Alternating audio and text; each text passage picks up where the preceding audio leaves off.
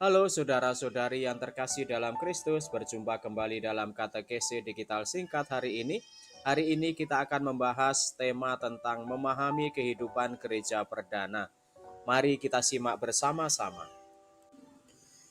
Ciri-ciri kehidupan gereja perdana adalah berfokus pada kehidupan yang diilhami oleh Alkitab. Gereja perdana berfokus pada aspek iman, doa, dan pelayanan.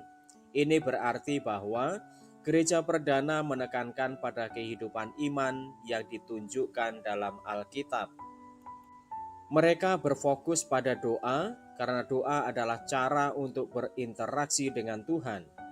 Gereja perdana juga menekankan pada pelayanan dengan menghargai keunikan dan kemampuan masing-masing anggota. Gereja perdana juga menekankan pada kebersamaan dan keharmonisan. Mereka menekankan pentingnya menjalin hubungan baik dengan sesama anggota gereja, serta pentingnya bersikap saling menghormati.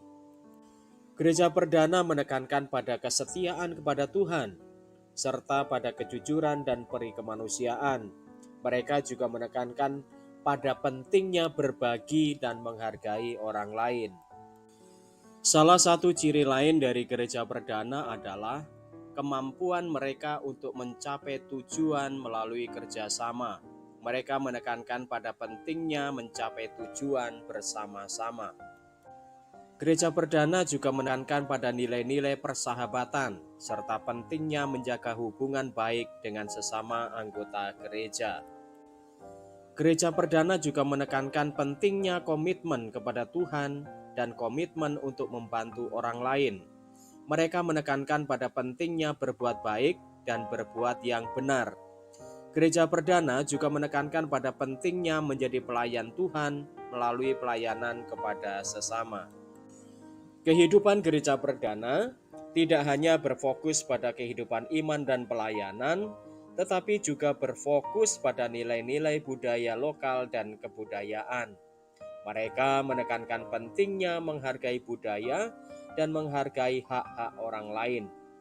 Gereja perdana juga menekankan pada pentingnya menciptakan lingkungan yang aman dan berkeadaban. Kehidupan gereja perdana juga ditandai dengan kualitas hidup yang tinggi. Mereka menekankan pentingnya menciptakan hidup yang berkualitas dengan menjalankan semua aspek kehidupan yang diajarkan dalam Alkitab. Mereka juga menekankan pada pentingnya menjaga hidup yang baik dengan menghormati perbedaan dan menghargai kemampuan masing-masing anggota.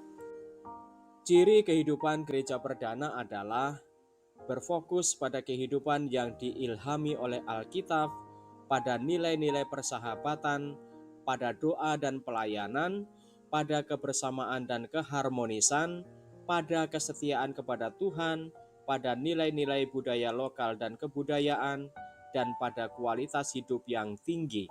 Dengan demikian, ciri kehidupan gereja perdana adalah suatu kehidupan yang berkualitas dan berkeadaban. Lalu, bagaimana kita meneladani kehidupan gereja perdana? Bagi kita yang ingin hidup meneladani gereja perdana yang berkualitas, ada beberapa langkah sederhana yang dapat diambil untuk memperdalam ikatan dengan Tuhan dan sesama dalam suasana santai. Pertama, merayakan perayaan Ekaristi. Menghadiri perayaan Ekaristi atau misa di gereja setiap minggu mungkin bukanlah satu-satunya kewajiban bagi seorang umat Katolik. Kedua, terlibatlah dalam kegiatan lingkungan. Untuk merasakan ikatan yang lebih erat dengan umat, terlibat dalam kegiatan lingkungan adalah langkah yang sangat penting. Di dalam lingkungan, kita dapat berinteraksi dengan sesama umat Allah dengan lebih intim dan saling mendukung dalam kehidupan rohani. Jadilah terbuka dan siap untuk berbagi pikiran, pengalaman, dan doa bersama. Dalam suasana yang santai, kehidupan berjemaat akan semakin bermakna. 3. Saling membantu dalam pelayanan. Sebagai umat Katolik, kita dipanggil untuk saling melayani dan mendukung satu sama lain. Ambillah bagian dalam pelayanan yang tersedia di gereja. Anda dapat membantu dalam pelayanan anak-anak, muda-mudi, evangelisasi, atau bahkan berkontribusi dalam acara-acara spesial. Dalam hidup jemaat, kebersamaan dan kegembiraan datang dari saling memberi dan melayani dengan penuh kasih. 4. Berdoa bersama dalam komunitas. Jangan meremehkan kekuatan doa dalam hidup jemaat. Gereja adalah tempat di mana kita dapat berdoa bersama dalam komunitas. Carilah waktu dalam 1 minggu untuk berpartisipasi dalam kegiatan doa bersama. Doa-doa yang disampaikan secara bersama-sama akan memperkuat rasa saling mendukung dan mengaktifkan kuasa Tuhan dalam hidup kita sebagai gereja. 5. Bergumul dalam firman Tuhan. Menjalani kehidupan menggereja yang berkualitas juga mencakup eksplorasi dan pemahaman tentang firman Tuhan. Carilah waktu untuk membaca dan mempelajari Alkitab secara pribadi, tetapi jangan lupakan pentingnya berkomunitas dalam pemahaman tersebut. Gabung dengan kelas Alkitab, diskusi kelompok kecil, atau ikut kegiatan belajar bersama lainnya. Dalam proses ini, kita akan semakin berkembang dalam kesatuan dengan seluruh gereja. 6. Hadir dan terhubung dalam acara-acara sosial gereja. Meneladani cara hidup gereja perdana dengan menghadiri acara-acara sosial gereja.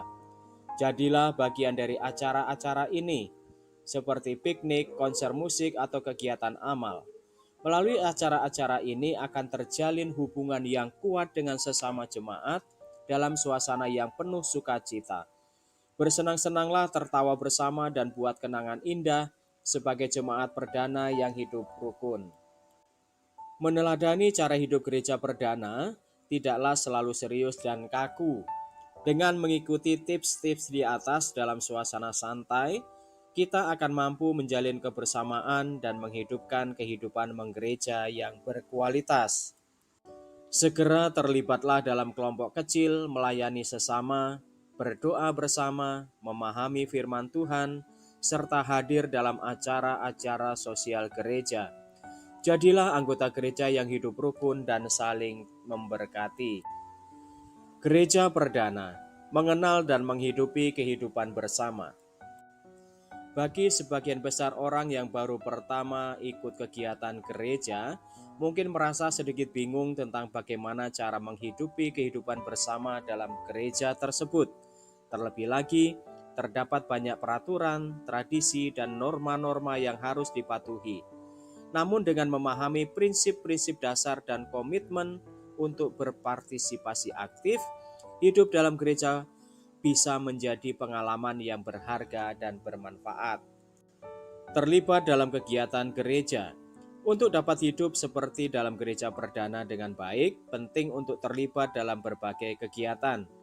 Gereja perdana biasanya memiliki berbagai kelompok kecil, pelayanan, dan kegiatan-kegiatan yang bisa diikuti oleh setiap anggota gereja. Bergabung dengan kelompok kecil yang sesuai dengan minat dan kebutuhan pribadi merupakan langkah yang baik dalam membangun hubungan dan kebersamaan dengan sesama anggota gereja. Selain itu, mengambil bagian dalam pelayanan-pelayanan gereja memberikan kesempatan untuk mengembangkan bakat dan keterampilan serta melayani sesama dengan kasih dan penuh dedikasi. Mengikuti pengajaran kitab suci. Salah satu hal yang berharga dalam hidup dalam gereja adalah kesempatan untuk mendengar, belajar, dan mengikuti pengajaran Alkitab. Pengajaran Alkitab merupakan sumber pengetahuan dan pemahaman yang penting dalam menghidupi kehidupan Kristiani yang sejati. Melalui pengajaran ini, seseorang dapat tumbuh dan berkembang dalam iman serta memahami kehendak Tuhan dalam hidupnya. Sangat penting untuk dapat menjadi pendengar yang baik dan menerapkan ajaran-ajaran yang diberikan dalam pengajaran Alkitab dalam kehidupan sehari-hari. Bagaimana menjalin hubungan yang baik dengan anggota gereja lainnya? Membuka diri dan saling menyapa. Menjalin hubungan yang baik dengan anggota gereja lainnya dimulai dengan membuka diri dan saling menyapa. Cobalah untuk mengenal nama anggota gereja lainnya dan tunjukkan ketertarikan serta kebaikan hati kepada mereka. Mulailah dengan bersalaman dan bertanya apa kabar. Seiring waktu, hubungan akan terjalin lebih baik jika saling sapa dan percakapan dijaga dengan cara yang baik. Berteman dengan anggota gereja lainnya. Salah satu cara terbaik untuk menjalin hubungan yang baik adalah dengan berteman dengan anggota gereja lainnya. Ajaklah mereka untuk bertemu di luar gereja, berkumpul untuk makan malam bersama, atau saling mengunjungi. Berteman dengan anggota gereja lainnya akan memberikan kesempatan untuk saling mengenal, berbagi pengalaman hidup, dan saling membantu dalam proses pertumbuhan rohani. Bagaimana menghadapi konflik seperti dalam gereja perdana? Pertahankan komunikasi yang terbuka. Ketika menghadapi konflik dalam gereja, penting untuk tetap menjaga komunikasi yang terbuka dengan semua pihak yang terlibat. Niatkan untuk mendengarkan dengan baik dan memahami perspektif masing-masing. Hindari berniat buruk dan berusaha untuk tetap tenang dalam menyampaikan pendapat dan mengatasi masalah. Bertindak dengan kasih dan hormat. Salah satu prinsip penting dalam menghadapi konflik dalam gereja adalah dengan bertindak dengan kasih dan hormat. Jangan biarkan emosi mendominasi tanggapan dan tindakan. Ingatlah untuk selalu menghormati orang lain dan mengutamakan kedamaian dan persatuan dalam gereja. Jika perlu, mintalah bantuan para pemimpin gereja untuk membantu menyelesaikan konflik dengan bijaksana dan adil. Hidup seperti gereja perdana adalah sebuah perjalanan rohani yang menarik. Dengan memahami visi dan misi gereja setempat, terlibat dalam kegiatan gereja, mengikuti pengajaran Alkitab, menjalin hubungan yang baik dengan anggota gereja lainnya, dan menghadapi konflik dengan bijaksana, kita dapat hidup dengan sukacita dan memberikan dampak positif dalam kehidupan menggereja. Mari bergabung dalam satu persekutuan yang kuat dan mendorong satu sama lain untuk bertumbuh dalam iman dan pelayanan bagi kemuliaan Tuhan. Sekaranglah waktunya untuk mengambil langkah pertama. Bergabunglah dalam kegiatan pelayanan gereja dan hiduplah dengan penuh kesungguhan dalam kehidupan bersama. Demikianlah saudari-saudara pembahasan tentang kehidupan gereja perdana. Semoga memotivasi kita aktif dalam kehidupan menggereja. Salam.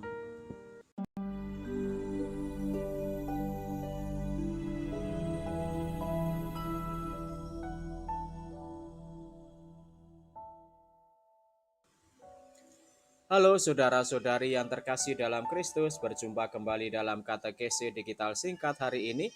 Hari ini kita akan membahas tema tentang memahami kehidupan gereja perdana. Mari kita simak bersama-sama. Ciri-ciri kehidupan gereja perdana adalah berfokus pada kehidupan yang diilhami oleh Alkitab.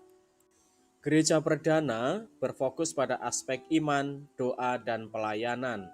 Ini berarti bahwa gereja perdana menekankan pada kehidupan iman yang ditunjukkan dalam Alkitab. Mereka berfokus pada doa karena doa adalah cara untuk berinteraksi dengan Tuhan. Gereja perdana juga menekankan pada pelayanan dengan menghargai keunikan dan kemampuan masing-masing anggota. Gereja perdana juga menekankan pada kebersamaan dan keharmonisan. Mereka menekankan pentingnya menjalin hubungan baik dengan sesama anggota gereja, serta pentingnya bersikap saling menghormati. Gereja perdana menekankan pada kesetiaan kepada Tuhan, serta pada kejujuran dan peri kemanusiaan. Mereka juga menekankan pada pentingnya berbagi dan menghargai orang lain. Salah satu ciri lain dari gereja perdana adalah kemampuan mereka untuk mencapai tujuan melalui kerjasama. Mereka menekankan pada pentingnya mencapai tujuan bersama-sama. Gereja perdana juga menekankan pada nilai-nilai persahabatan, serta pentingnya menjaga hubungan baik dengan sesama anggota gereja.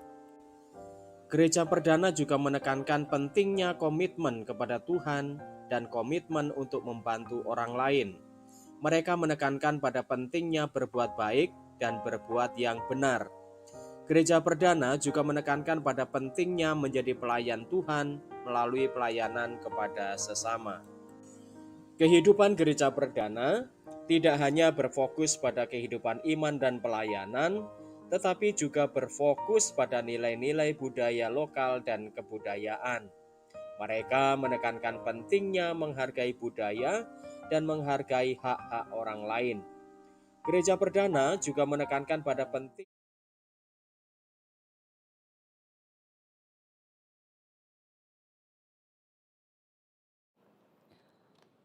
Selamat sore Romo, Suster, Bapak, Ibu, dan Saudara-saudari yang terkasih. Marilah kita mendoakan doa malaikat Tuhan. Dalam nama Bapa dan Putra dan Roh Kudus, amin. Maria diberi kabar oleh malaikat Tuhan bahwa ia akan mengandung dari Roh Kudus. Salam Maria, penuh rahmat Tuhan sertamu.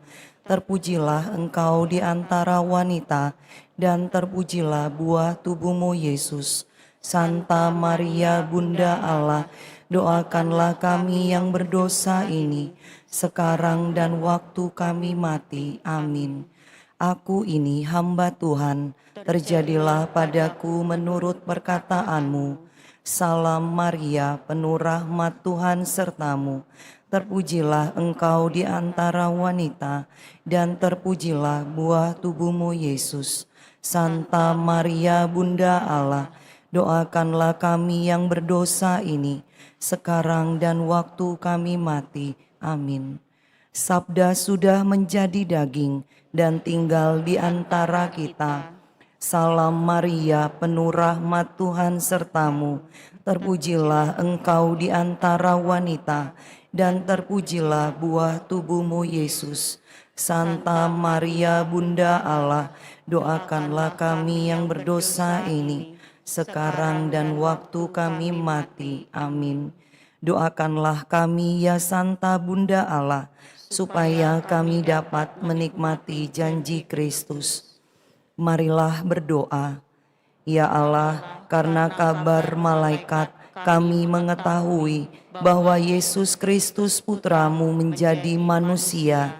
Curahkanlah rahmat-Mu ke dalam hati kami, supaya karena sengsara dan salibnya, kami dibawa kepada kebangkitan yang mulia, sebab Dialah Tuhan pengantara kami. Amin. Dalam nama Bapa dan Putra dan Roh Kudus. Amin. Saudara-saudari, umat Allah yang terkasih, selamat datang di Gereja Hati Kudus. Selamat datang dalam perayaan Ekaristi hari ini, Pesta Pemberkatan Gereja Basilika Lateran. Perayaan Ekaristi akan dipimpin oleh Romo Andreas Eko Wahyudianto. Selama perayaan Ekaristi ini, umat tidak diperkenankan menggunakan atau mengaktifkan alat komunikasi. Saudara-saudari terkasih, perayaan Ekaristi segera dimulai. Marilah kita mempersiapkan hati dan budi dengan sikap hening, agar dapat merayakan Ekaristi dengan layak dan pantas.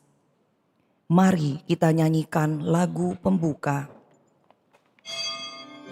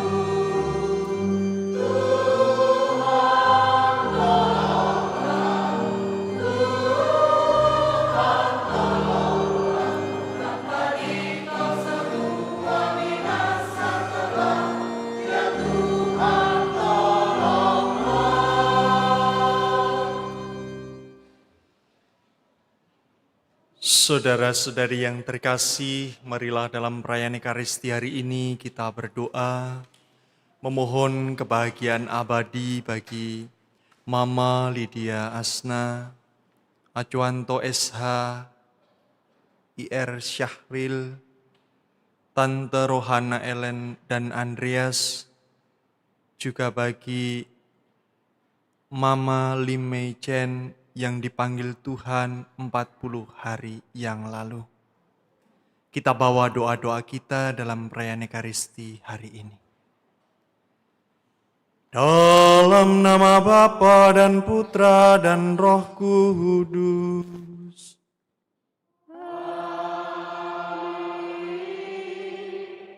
Rahmat Tuhan kita Yesus Kristus, cinta kasih Allah dan persekutuan Roh Kudus bersamamu.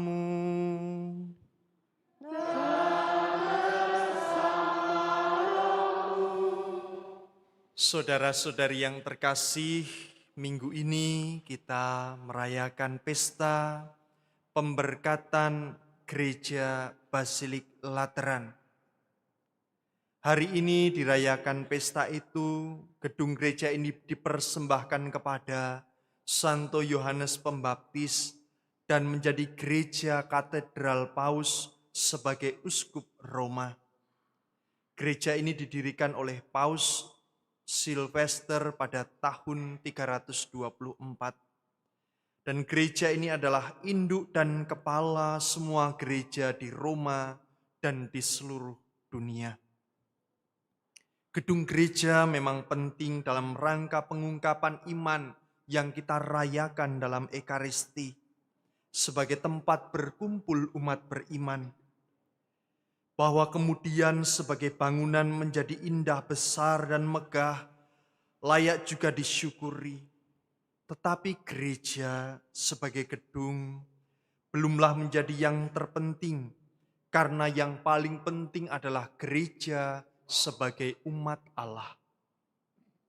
Pesta ini mengajak kita untuk melihat lebih dalam ke dalam diri kita.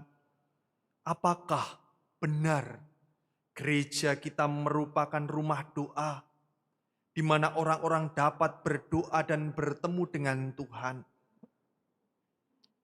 Gedung batu itu harus melambangkan bangunan rohani yang tersusun bersatu seperti anggota jemaatnya bersatu di dalam Tuhan. Mari kita mohon rahmat Tuhan melalui perayaan Ekaristi hari ini, agar seluruh jemaat yang ada di paroki ini semakin kuat dalam iman, harap, dan cinta kasih. Kita hening sejenak, kita sesali segala dosa agar layak untuk merayakan peristiwa penyelamatan ini. Saya mengaku pada Allah yang Maha Kuasa dan pada saudara sekalian bahwa saya telah berdosa dengan pikiran dan perkataan, dengan perbuatan dan kelalaian. Saya berdosa, saya sungguh berdosa. Oleh sebab itu saya mohon kepada Santa Perawan Maria, kepada para malaikat dan orang kudus, dan kepada saudara sekalian, supaya mendoakan saya pada Allah Tuhan kita. Allah yang Maha Kuasa mengasihani kita, mengampuni dosa kita, dan menghantar kita ke hidup yang kekal. Amin.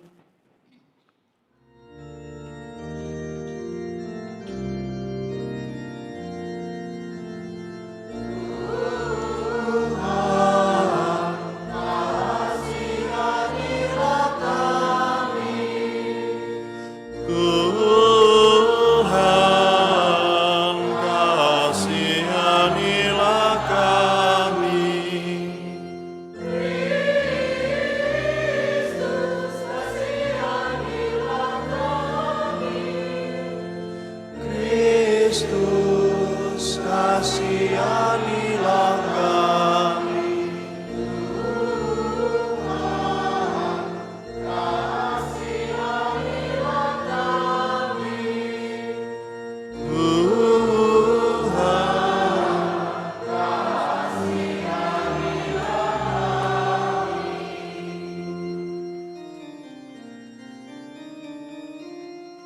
kemuliaan kepada Allah di surga.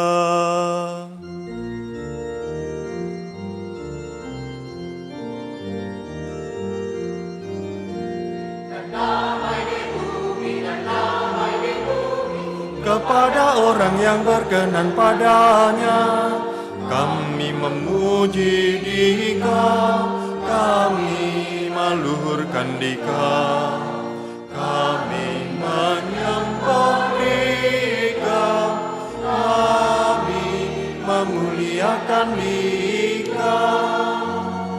Kami bersyukur, kami bersyukur, kami bersyukur padamu. Karena kemuliaan-Mu yang besar. Karena kemuliaan-Mu yang besar. Ya Tuhan Allah, Raja Surgawi, Allah Bapa yang Maha Kuasa, ya Tuhan Yesus Kristus, Putra yang tunggal, ya Tuhan Allah, Anak Domba Allah, Putra Bapa. Engkau yang menghapus dosa dunia, kasihanilah kami. Engkau yang menghapus dosa dunia, kabulkanlah doa kami. Engkau yang luluh di sisi Bapa, kasihanilah kami.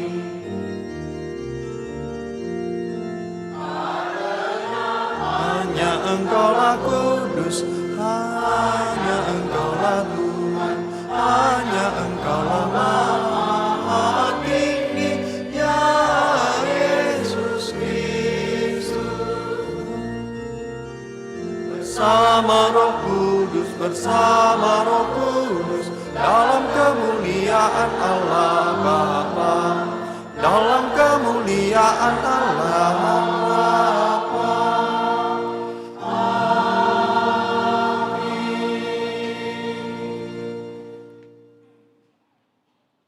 Marilah berdoa.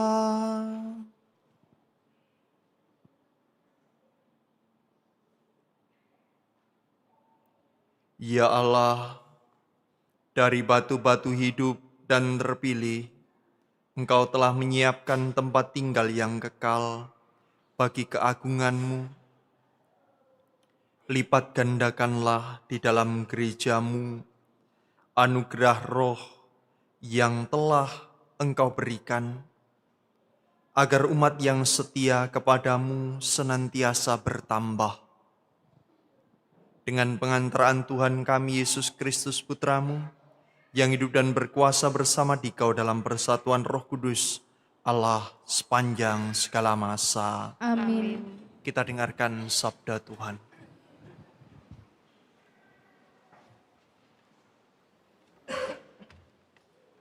Bacaan dari Nubuat Yehezkiel. Sekali peristiwa, aku dibawa malaikat Tuhan ke gerbang bait suci, dan sungguh ada air keluar dari bawah ambang pintu bait suci itu, mengalir menuju ke timur, sebab bait suci itu juga menghadap ke timur. Air itu mengalir dari bawah bagian samping kanan dari bait suci, sebelah selatan mezbah. Lalu malaikat itu menuntun aku keluar melalui pintu gerbang utara dan di bawahnya aku berkeliling dari luar menuju pintu gerbang luar yang menghadap ke timur. Sungguh, air itu membual dari sebelah selatan. Lalu malaikat itu berkata kepadaku, sungai ini mengalir menuju wilayah timur, menurun ke Araba Yordan dan bermuara di Laut Asin. Maka air laut yang mengandung banyak garam itu menjadi tawar. Kemana saja sungai itu mengalir, segala makhluk yang berkeriapan di dalamnya akan hidup. Ikan-ikan akan menjadi sangat banyak, sebab kemana saja air itu sampai, air laut di situ menjadi tawar. Dan kemana saja sungai itu mengalir, semua yang ada di sana hidup. Pada kedua tepi sungai itu tumbuh bermacam-macam pohon buah-buahan yang daunnya tidak pernah layu dan buahnya tidak habis-habis. Tiap bulan ada lagi buahnya yang baru, sebab pohon-pohon itu mendapat air dari tempat kudus. Buahnya menjadi makanan dan daunnya menjadi obat. Demikianlah sabda Tuhan. Syukur kepada Allah.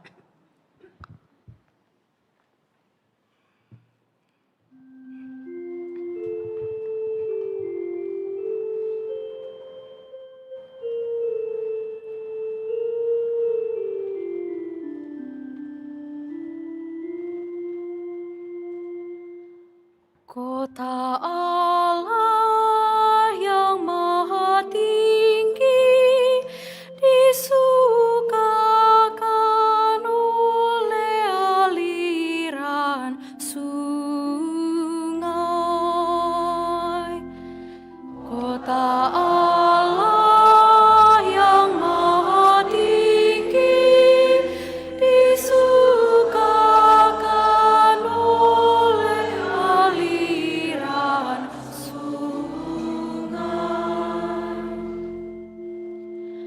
Allah itu bagi kita tempat perlindungan dan kekuatan. Sebagai penolong dalam kesesakan sangat terbukti. Sebab itu kita tidak akan takut, sekalipun bumi berubah, sekalipun gunung-gunung goncang di dalam laut. Kota Allah yang maha tinggi disukakan oleh aliran sungai. Kota Allah kediaman yang maha tinggi disukakan oleh aliran-aliran sebuah sungai. Allah ada di dalamnya, kota itu tidak akan goncang. Allah akan menolongnya menjelang pagi. Kota Allah yang maha tinggi disukakan oleh aliran sungai. Tuhan semesta alam menyertai kita. Kota benteng kita ialah Allah Yakub. Pergilah, pandanglah pekerjaan Tuhan yang mengadakan pemusnahan di bumi.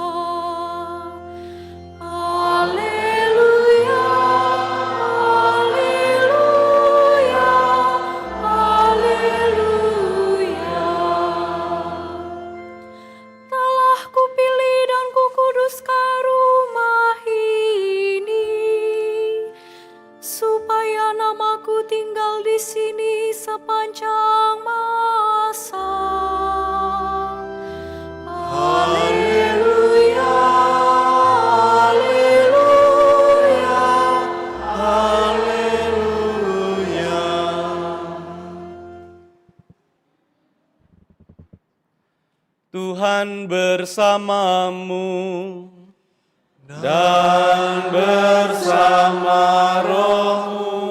Inilah Injil suci menurut Yohanes.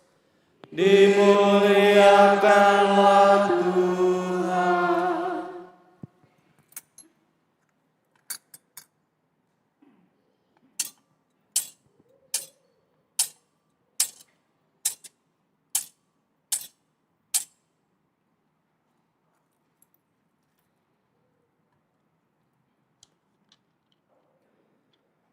Ketika sudah dekat hari raya Paskah orang Yahudi, Yesus berangkat ke Yerusalem. Dalam bait suci didapatinya pedagang-pedagang lembu, kambing domba dan merpati dan penukar-penukar uang duduk di situ. Maka Yesus membuat cambuk dari tali, lalu mengusir mereka semua dari bait suci dengan semua kambing domba dan lembu mereka. Uang para penukar dihamburkannya ke tanah, dan meja-meja mereka dibalikkannya. Kepada pedagang-pedagang merpati, ia berkata, "Ambil semuanya ini dari sini, jangan membuat rumah Bapakku menjadi tempat berjualan." Maka teringatlah murid-murid Yesus bahwa ada tertulis, "Cinta untuk rumahmu menghanguskan aku." Tetapi orang-orang Yahudi menantang Yesus, katanya, "Tanda apakah dapat engkau tunjukkan kepada kami bahwa engkau berhak bertindak demikian?" Jawab Yesus kepada mereka, "Rombaklah bait Allah ini, dan dalam 3 hari aku akan mendirikannya kembali." Lalu kata orang Yahudi kepadanya, 46 tahun orang mendirikan bait Allah ini, dan engkau dapat membangunnya dalam 3 hari? Tetapi yang dimaksudkan Yesus dengan bait Allah ialah tubuhnya sendiri. Sesudah Yesus bangkit dari antara orang mati, barulah teringat oleh murid-muridnya bahwa hal itu telah dikatakannya. Maka percayalah mereka akan kitab suci dan akan perkataan yang telah diucapkan Yesus. Demikianlah sabda Tuhan. Terpujilah Kristus.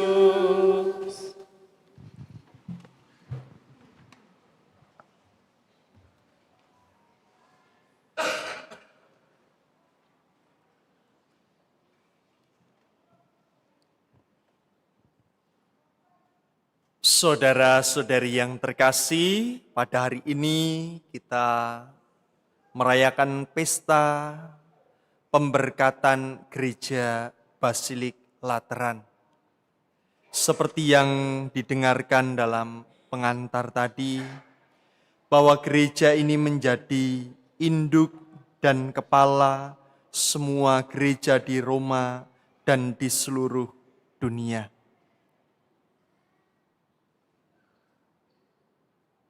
Berbicara tentang gereja, kita bisa merenungkan 2 makna. Yang pertama, gereja sebagai bangunan, dan yang kedua, gereja sebagai persekutuan. Beberapa waktu yang lalu, saya membaca sebuah tulisan yang sangat menyentuh menurut saya. Entah dari siapa kata-kata ini muncul, yang jelas berbunyi seperti ini. Di Eropa, seorang yang sedang berjalan-jalan mengatakan seperti ini. Gereja ini gereja Katolik yang megah, agung, dan indah, tetapi tidak lagi berpenghuni.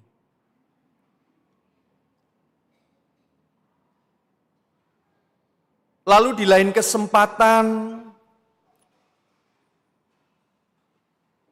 di beberapa tempat, Ada beberapa imam yang mengatakan seperti ini. Jangan sampai sebuah pembangunan gereja mencerai-beraikan umatnya.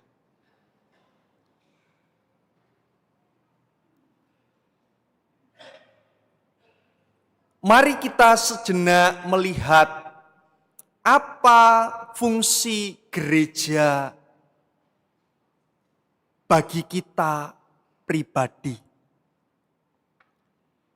Tentu saja yang pertama adalah tempat kita berkumpul merayakan Ekaristi. Lalu kalau tidak ada gereja, apakah Anda tidak merayakan Ekaristi? Apakah Ekaristi tidak bisa dirayakan? Tentu saja tidak. Di mana ada tempat yang layak untuk dirayakan, entah itu di rumah, entah itu di sebuah gedung, tetap bisa dirayakan. Namun, ada hal yang lebih penting dari sebuah gedung gereja, yaitu persekutuan umat yang baik, mereka yang percaya kepada Kristus disatukan sebagai gereja. Ada di banyak tempat yang mungkin mereka masih berkumpul dari rumah ke rumah, bahkan di berbagai tempat sembunyi-sembunyi. Jika kita melihat dalam sejarah gereja, mereka beribadah, berdoa di dalam katakombe atau kuburan. Apakah iman itu hilang? Tidak. Justru iman itu hilang seperti yang dikatakan Yesus pada hari ini ketika dia mengobrak-abrik bait suci. Jangan jadikan rumah Bapakku sebagai sarang penyamun. Jangan jadikan rumah Bapakku menjadi tempat berjualan. Jangan menjadikan rumah Tuhan sebagai tempat untuk berkelahi, tempat untuk bermusuhan.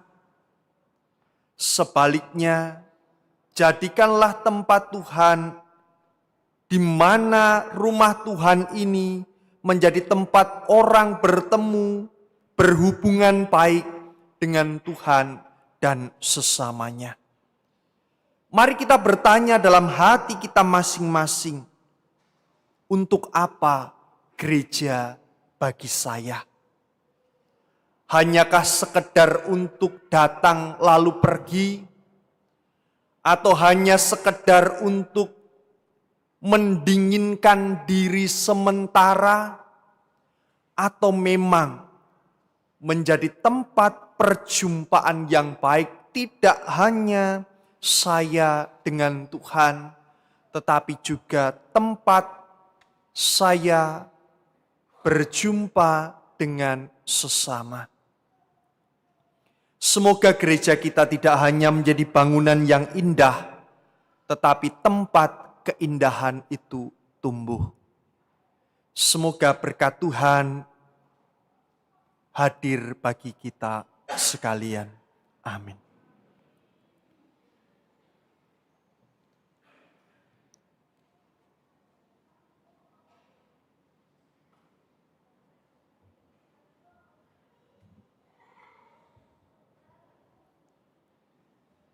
Setelah diteguhkan oleh sabda Allah, mari kita bangkit berdiri, kita perbaharui iman kita. Aku percaya akan Allah, Bapa yang Maha Kuasa, Pencipta langit langit dan dan bumi, dan akan Yesus Kristus, Putranya yang tunggal Tuhan kita, yang dikandung dari Roh Kudus, dilahirkan oleh perawan Maria, yang menderita sengsara dalam pemerintahan Pontius Pilatus, disalibkan, wafat dan dimakamkan, yang turun ke tempat penantian, pada hari ketiga bangkit dari antara orang mati, yang naik ke surga duduk di sebelah kanan Allah Bapa yang Maha Kuasa. Dari situ ia akan datang mengadili orang yang hidup dan yang mati. Aku percaya akan Roh Kudus, Gereja Katolik yang kudus, persekutuan para kudus, pengampunan dosa, kebangkitan badan, kehidupan kekal. Amin. Kita sampaikan doa umat.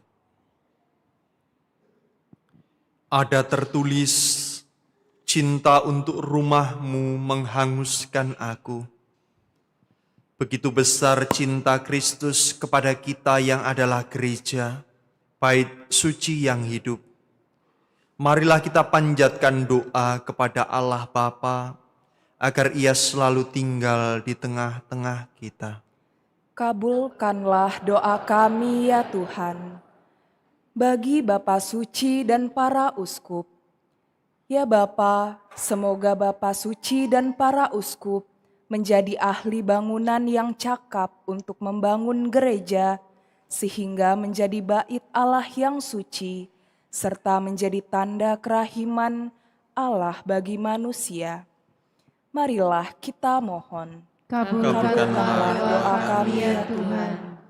Bagi gereja Kristus, ya Bapa, semoga umat beriman tetap teguh dalam imannya dan bersatu padu mewartakan kerajaan kasih-Mu dengan penuh pengharapan. Marilah kita mohon. Kabulkanlah doa kami ya Tuhan.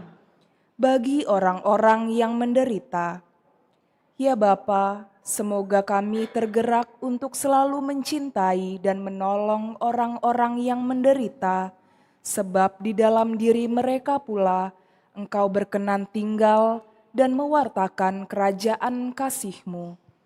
Marilah kita mohon. Kabulkanlah doa kami ya Tuhan. Bagi umat yang beribadat di gereja ini, ya Bapa, semoga seluruh umat Kau pergunakan sebagai batu hidup dalam pembangunan rumah rohani, sehingga layak untuk mempersembahkan persembahan rohani yang karena Yesus Kristus berkenan kepadamu. Marilah kita mohon. Kabulkanlah doa kami ya Tuhan. Marilah kita mendoakan doa novena arwah. Allah sumber kehidupan, kami bersyukur kepadamu karena Engkau adalah Allah kami yang maha rahim, penuh kasih sayang.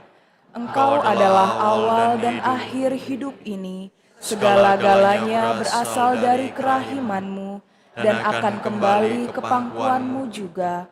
Oleh karena itu, ya Allah dan Bapa yang maha pengampun, dalam pengharapan yang tiada henti, kami mohon kepadamu, ampunilah segala dosa dan kesalahan hamba-hamba-Mu yang telah menghadap hadirat-Mu, orang tua dan anggota keluarga kami, handai taulan dan sahabat kenalan kami, para penderma, penjasa dan pendidik kami, orang-orang yang terlupakan dan terabaikan, terutama mereka yang sangat membutuhkan kerahiman-Mu. Secara khusus dalam doa novena ini, kami mohon ampunilah dosa dan kesalahan hamba-hamba-Mu yang namanya tercantum dalam buku kenangan suci ini, sehingga mereka pun layak ikut serta dalam perjamuan abadi bersama semua orang kudus di surga. Ya Allah, Bapa yang maha rahim, semoga segera sesudah mereka mengalami kebahagiaan abadi itu, berkat Kristus Putra-Mu yang telah bangkit dari maut, Engkau menjadikan mereka sebagai pendoa, penolong dan pelindung kami yang masih berjuang di dunia ini, sehingga kelak kami pun dapat bergabung dengan mereka untuk memuji, menyembah, dan memuliakan Engkau di dalam kerajaan-Mu yang abadi. Semua doa ini kami sampaikan kepadamu dengan perantaraan Kristus Tuhan kami. Amin. Tuhan Allah kami, Putra-Mu telah berkenan hidup di tengah-tengah kami. Jadikanlah gereja-Mu tempat di mana orang bertemu satu sama lain dan bertumbuh kembang dalam nama Putra-Mu Yesus Kristus, sebab Dialah Tuhan pengantara kami. Amin. Amin. Kita lanjutkan dengan persembahan.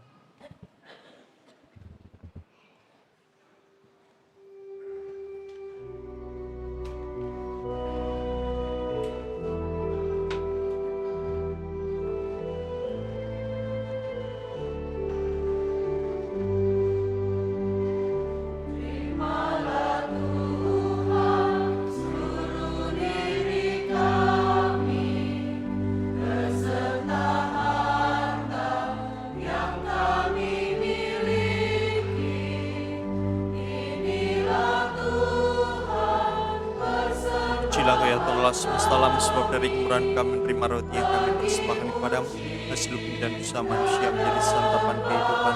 Terpujilah Allah selama-lamanya. Amin. Terpujilah Kau ya Tuhan Allah semesta alam, sebab dari kemurahan kami menerima anggur yang kami persembahkan kepadamu, hasil pokok anggur dan usaha manusia yang bagi kami akan menjadi minuman rohani. Terpujilah Allah.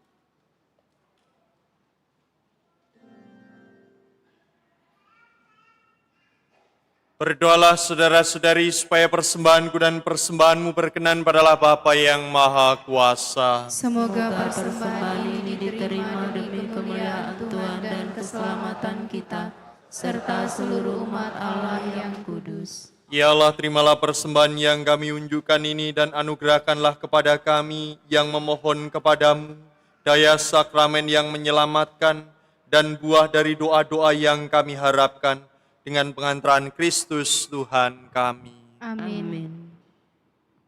Tuhan bersamamu.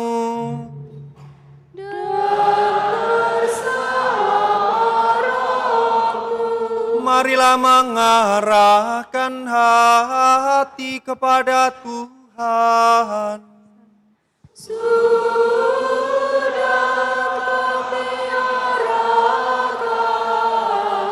Marilah bersyukur kepada Tuhan Allah kita.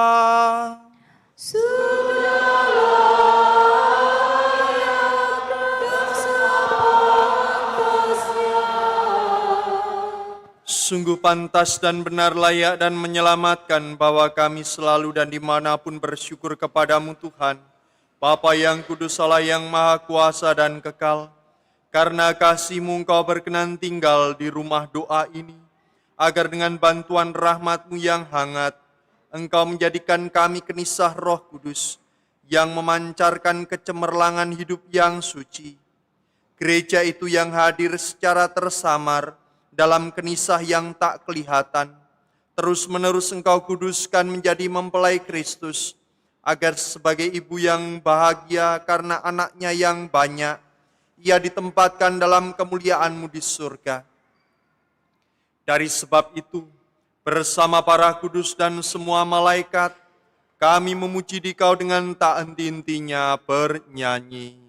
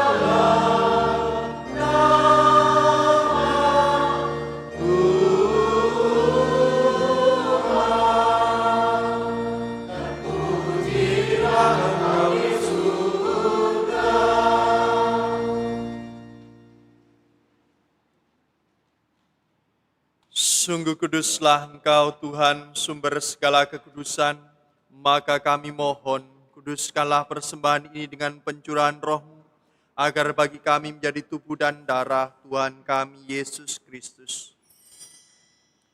Ketika Dia diserahkan untuk menanggung sengsara dengan rela, Dia mengambil roti, dan sambil mengucap syukur, Dia memecah-mecahkan, lalu memberikannya kepada murid-murid-Nya seraya berkata, "Terimalah dan makanlah kamu semua, inilah tubuhku yang diserahkan bagimu."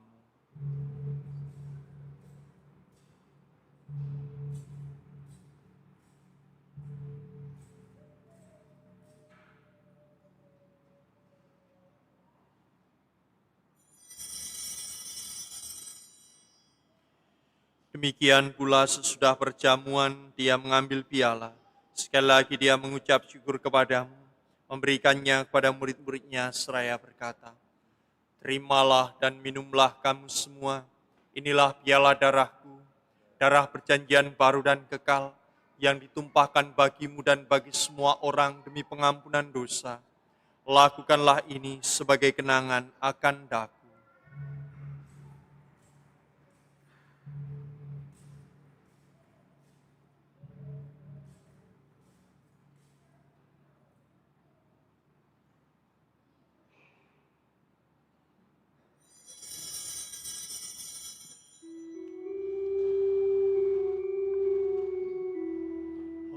Agunglah misteri iman kita, penyelamat dunia, selamatkanlah kami, karena melalui salib dan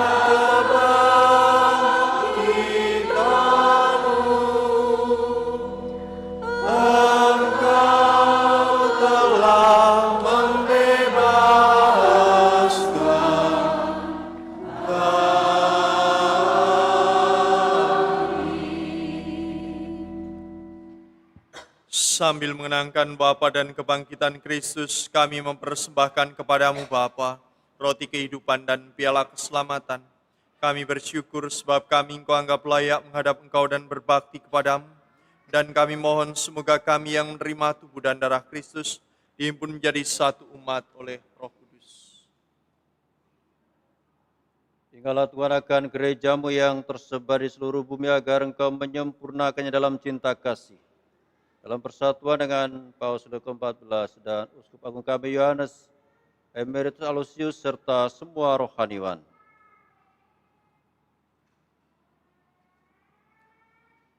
Ingatlah juga akan saudari-saudara kami yang telah meninggal dengan harapan akan bangkit teristimewa yang kami doakan dalam Ekaristi hari ini.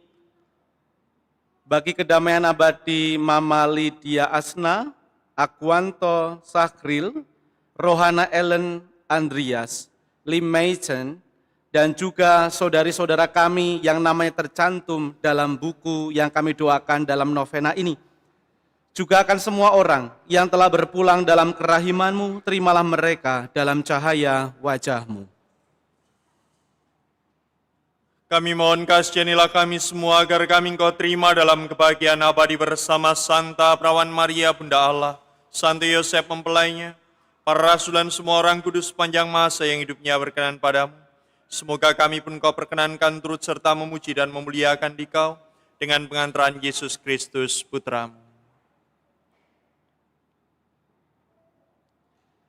Dengan pengantaran Dia, bersama Dia dan dalam Dia, bagimu Allah Bapa yang Maha Kuasa, dalam persekutuan dengan Roh Kudus, segala hormat dan kemuliaan sepanjang segala masa.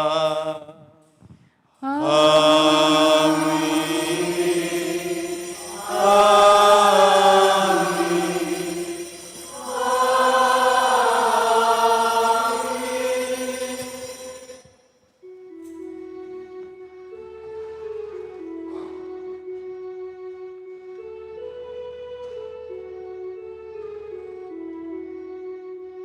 Sabda Kristuslah melimpahi kita, mari kita kidungkan doanya.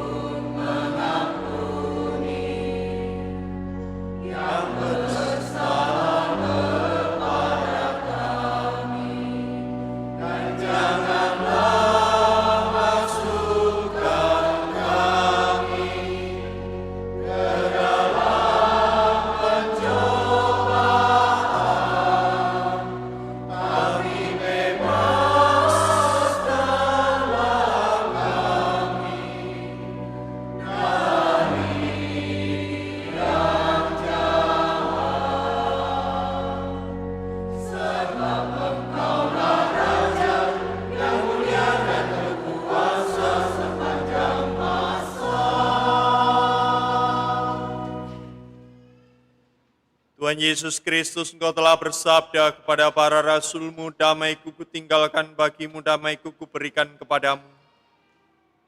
Janganlah memperhitungkan dosa kami, tapi perhatikanlah iman gereja-Mu, dan berilah kami damai dan kesatuan sesuai dengan kehendak-Mu, Engkau yang hidup dan meraja sepanjang segala masa. Amin. Semoga damai Tuhan selalu bersamamu. Damai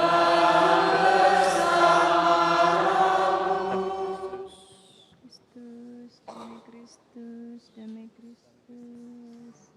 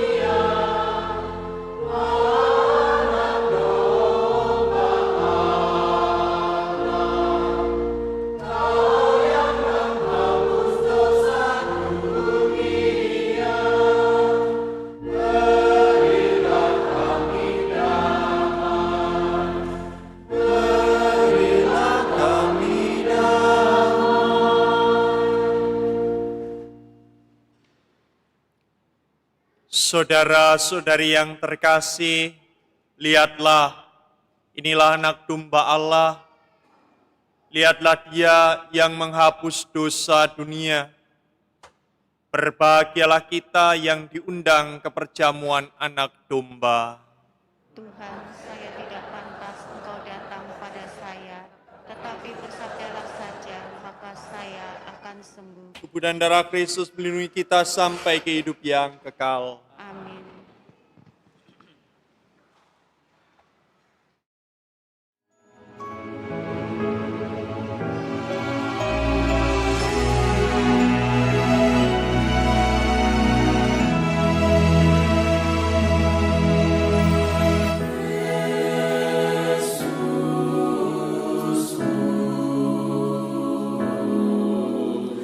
Aku percaya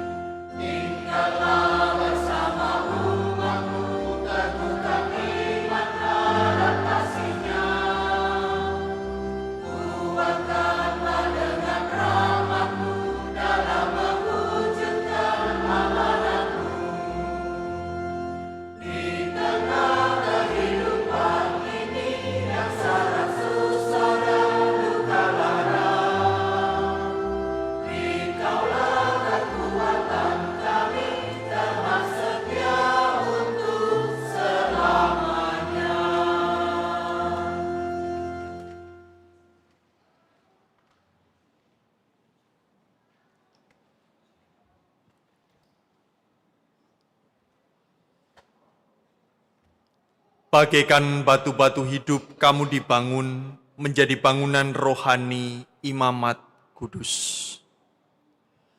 Marilah berdoa.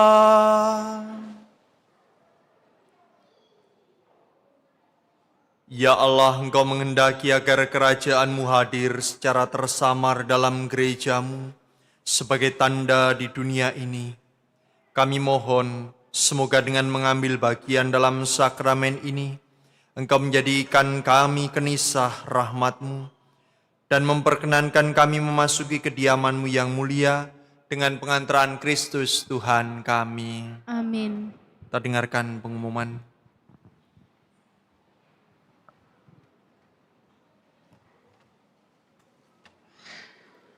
Warta Gereja 8 November 2025. 1. Pendaftaran komuni pertama dan katekumen. Telah dibuka pendaftaran bagi komuni pertama, katekumen anak dan dewasa. Formulir dan persyaratan dapat diambil di sekretariat paroki pada jam kerja. Pendaftaran akan segera ditutup. Mohon formulir yang sudah diisi segera dikumpulkan ke sekretariat. 2. Pengumuman perkawinan. Pengumuman pertama akan saling menerimakan sakramen perkawinan Saudara Fulgensius Doni, Paroki Hati Kudus, dengan Saudari Brigita Chelsea Wijaya, Paroki Hati Kudus, pada hari Sabtu 29 November 2025 di Gereja Katedral Paroki Santa Maria Palembang. Bagi saudara-saudari yang mengetahui adanya halangan rencana perkawinan dari para calon mempelai, harap menghubungi pastor paroki. 3. Seksi Sosial Paroki Hati Kudus. Penerima bantuan Seksi Sosial Paroki Hati Kudus, silakan mengambil bantuan pada hari Minggu 9 November 2025 pukul 9 sampai dengan pukul 11. 4. Laporan kolekte Minggu 2 November 2025. Kolekte pertama sejumlah Rp592.592.082. Kolekte kedua sejumlah Rp16.393.000. 5. Persembahan mawar dan lilin. Donasi untuk pendidikan calon imam selama bulan Rosario melalui penjualan bunga dan lilin sebesar Rp120.070.089. Terima kasih atas persembahan dan kemurahan hati umat. Tuhan memberkati.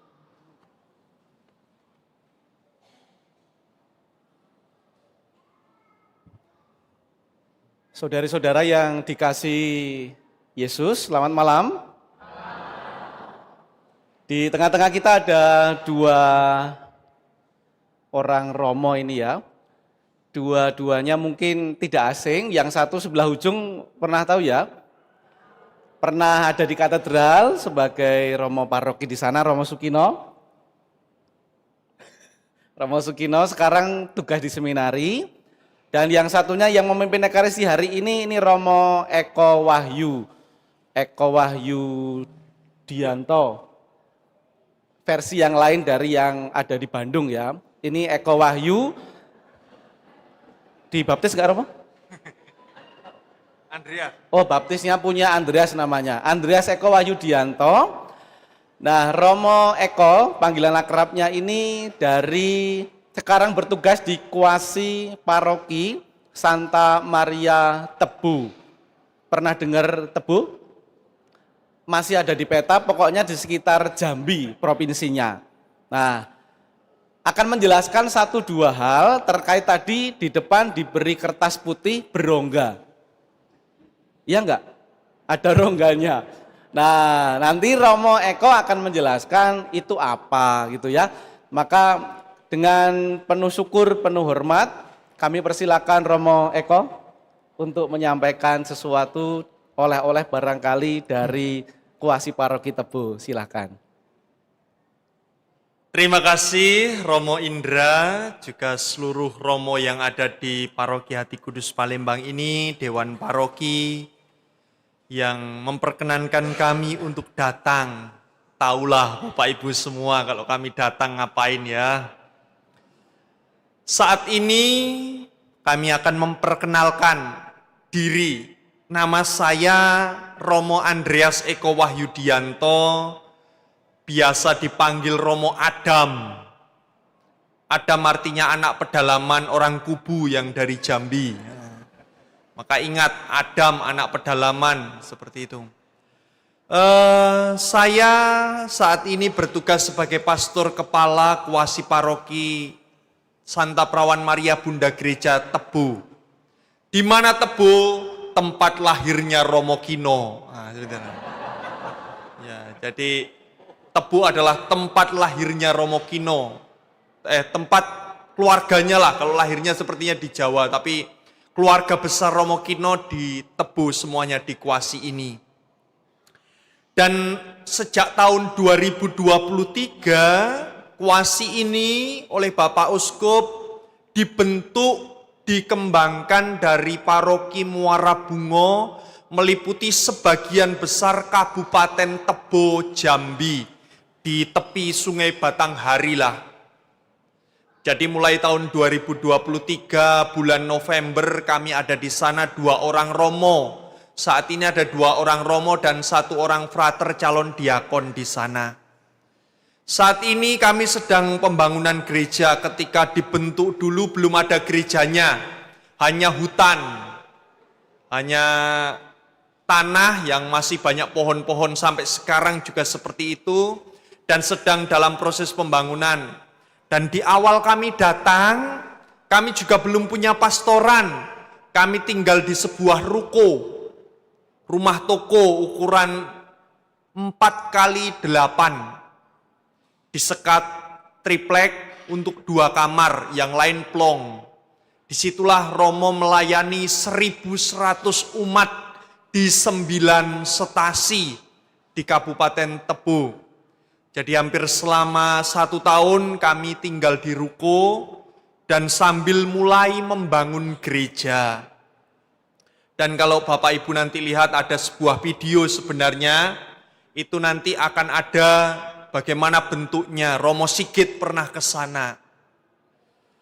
Dan saat ini kami mengetuk hati Bapak Ibu. Kalau nanti amplopnya tadi tidak cukup untuk nampung duitnya, ada nomor rekeningnya di situ.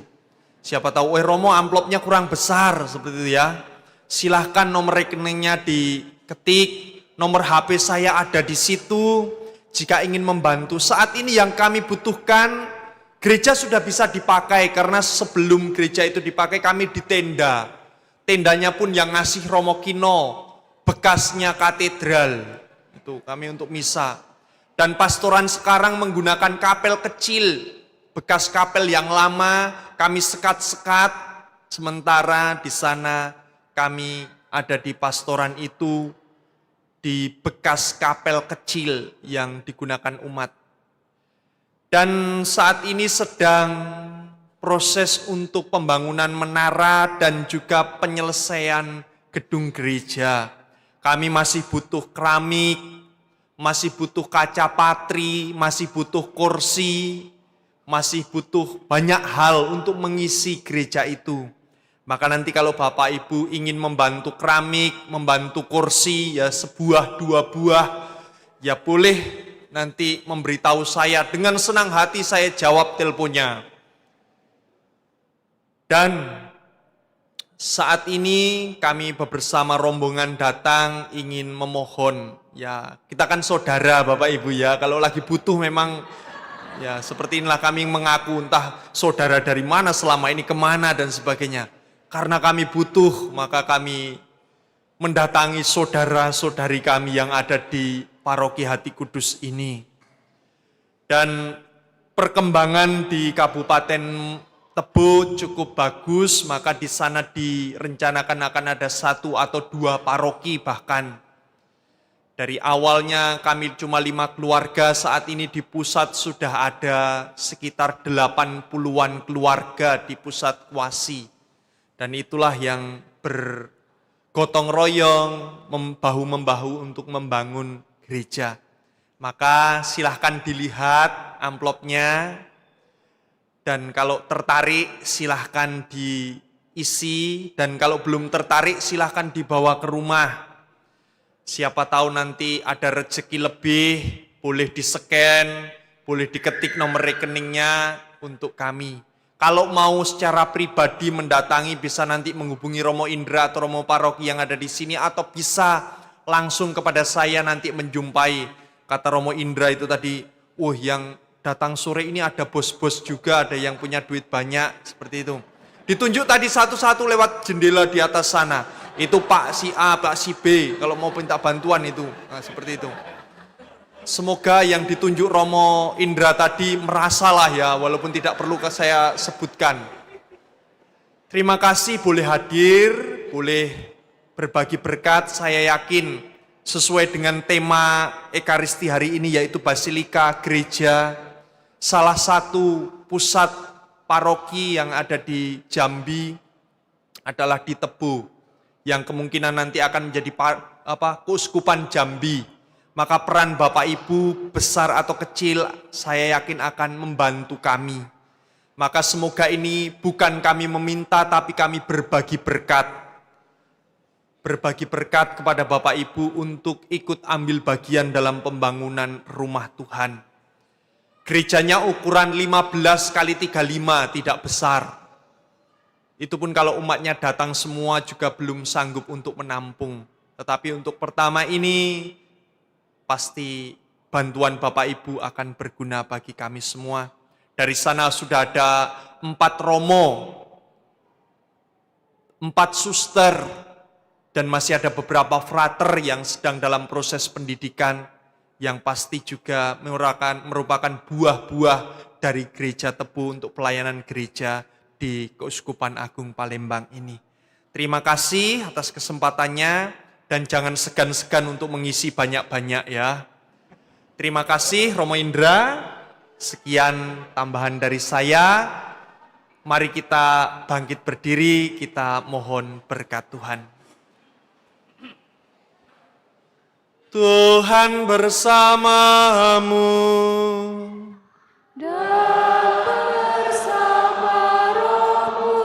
Saudara-saudari sekalian, seluruh perjuangan hidup kita, keluarga yang kita doakan pada malam hari ini diberkati oleh Allah yang Maha Kuasa, Bapa dan Putra dan Roh Kudus. Saudara-saudari, pergilah, perayaan Ekaristi sudah selesai. Syukur kepada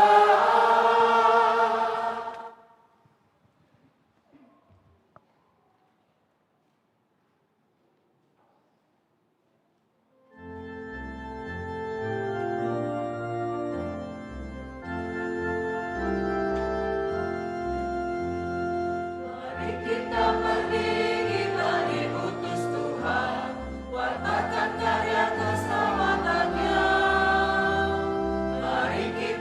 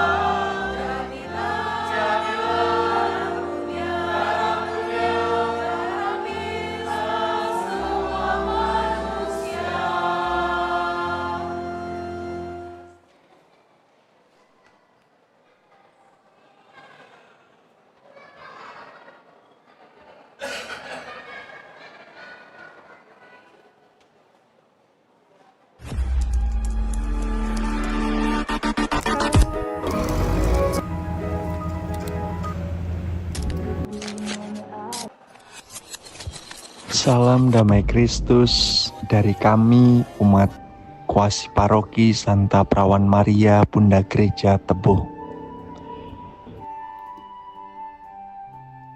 Kuasi Paroki Santa Perawan Maria Bunda Gereja Tebo adalah sebuah kuasi baru yang dipecahkan dari Paroki Santo Paulus Muara Bungo. Pada awal pembentukannya belum ada gereja, belum ada pastoran yang digunakan sebagai pusat pelayanan. Dan umat sekarang sedang bahu-membahu untuk mewujudkan memiliki gereja yang layak sebagai pusat untuk berjumpa dengan Tuhan. Saat ini proses sedang berjalan kurang lebih hampir 2 tahun ini dan belum selesai. Kami memohon bantuan dari Bapak Ibu Saudara-saudari terkasih agar rumah Tuhan ini segera berdiri. Bantuan dari Bapak Ibu besar atau kecil akan sangat berguna bagi kami. Terima kasih, Tuhan memberkati.